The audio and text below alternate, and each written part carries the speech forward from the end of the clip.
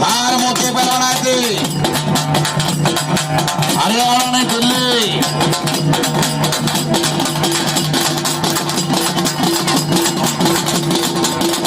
चाच्यांच्या उजव्या हाताला विशाल भोंदू हरियाणा केसरी आणि डाव्या हाताला युधिष्ठिर.